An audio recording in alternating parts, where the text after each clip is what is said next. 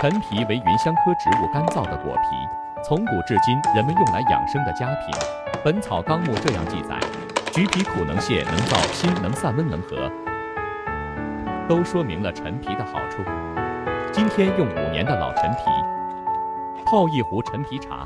在广东，人们喜欢用陈皮烹煮鸡鸭鹅，广东靓汤也少不了陈皮。直接用陈皮泡茶喝，味道作用更好。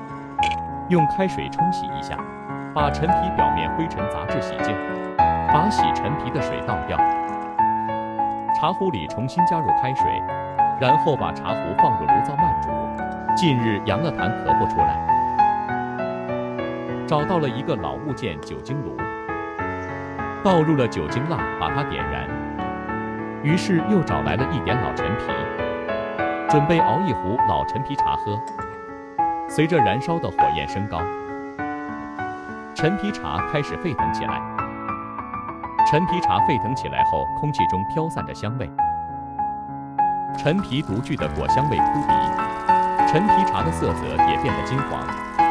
陈皮茶熬煮15分钟左右就能喝了。熬好后，慢慢地品尝一下陈皮茶，把滚烫的陈皮茶过滤一下。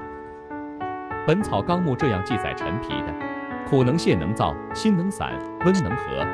陈皮性温，入茶善、酒药等，喝了3天，气顺多了也不咳嗽。